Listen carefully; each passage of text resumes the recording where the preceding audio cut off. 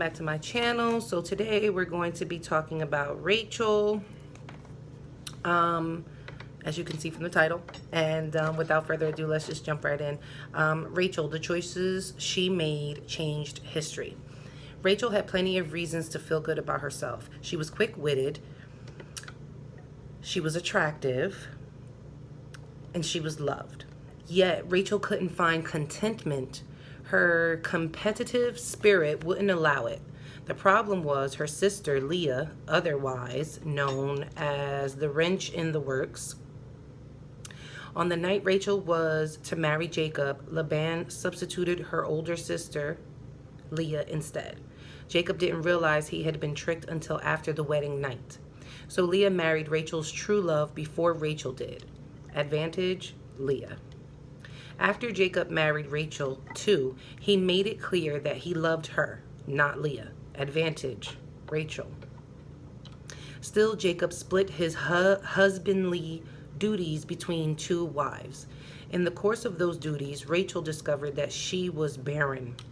Leah, on the other hand, discovered that she was quite fertile. She gave birth to Reuben, Jacob's firstborn son, and Simon, his second son, and Levi, his third son, and Judah, his fourth son. Advantage, Leah. Rachel's competitive drive kicked into overdrive. Intensely jealous of her sister, she demanded that her husband give her children. Jacob retorted that God was the one who was keeping her from having children. So Rachel switched strategies. She instructed Jacob to sleep with her servant, Bilhah. Bilhah got pregnant twice, and Rachel claimed each child as a victory for herself. She named Bilhah's first son Dan, and the second son Nephtali. Girl, these names. Nephtali. Girls, Naphtali, okay? Nephtali, I think that's what it says. If you're seeking insight into the character and motivation of Rachel, look no further than the meaning of the name Nephtali, my struggle.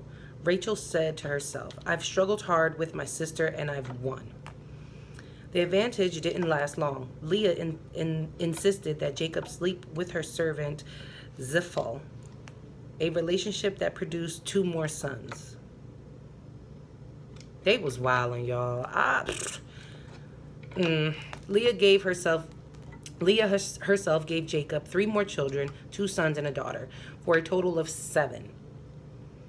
Rachel finally countered with 2 children of her own, Joseph and Benjamin. So much for her diagnosis of infertility. So she ended up, see, this is the crazy thing. She did all of this. Jealous of her sister, obviously, and I mean rightfully so, just off the fact that her dad swapped them during the wedding night. And if y'all don't know what I'm talking about, check out the story of Leah. I did a video. The video before this one is about the story of Leah.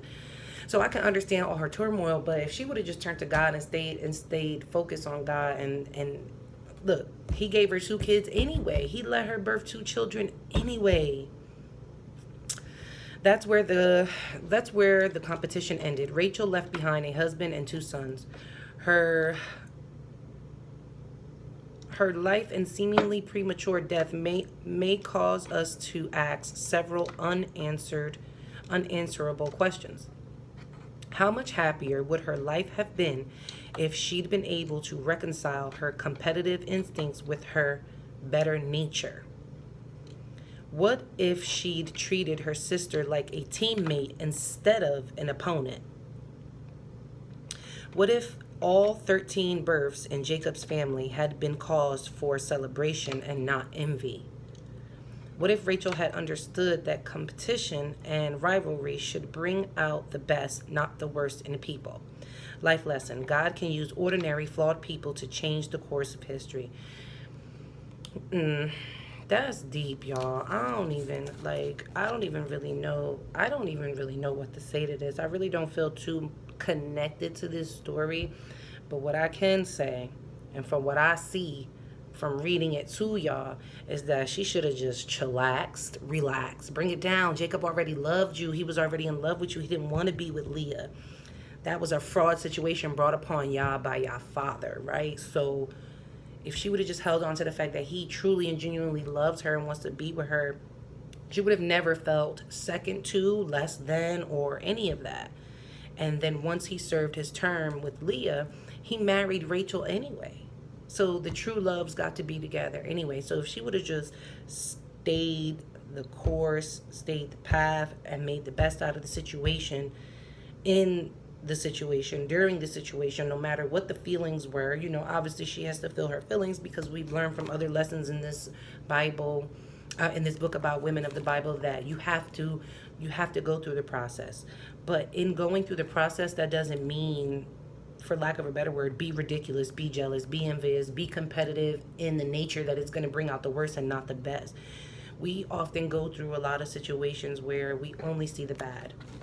We only see the bad. We don't see nothing else good around us that's happening to us and for us.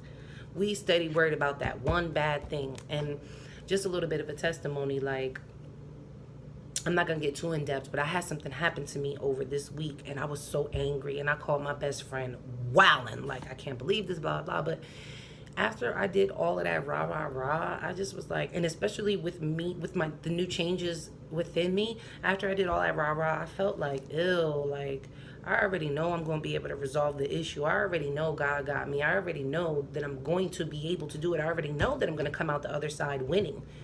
Why am I tripping? Why am I yelling? Why am I screaming? Because I'm feeling hurt and I'm just hanging on to this one hurt emotion, when there's a plethora of other reasons for me to be grateful, for me to be happy, for me to be blessed. But people could have 20 great things going on around them, and then they just focus on this one bad thing. And I'm a victim of it too, you know what I'm saying? That's why I'm trying to be a better person. I'm not trying to be a better person. I am a better person. I'm doing things to be that better person, you know what I mean? And, whatever may come my way, at the end of the day, I'm going to feel my feelings, but I'm also, because you know what, y'all, so I'm pretty sure I said this a million times, but I'm a Cancer, which means I'm a water sign, which means my emotions flow and run deep. Girl, I be getting on my own nerves sometimes. Okay, homie? I'll be like, sis, to myself, I'll be like, why you doing this? Why you feeling all this sad? No one wants to talk to me. No communication. Stop. I just be like, be quiet. Stop talking. And that's hard for me to do. Personally, it's hard for me to just be quiet, be still, and just let things move. But I'm learning, especially that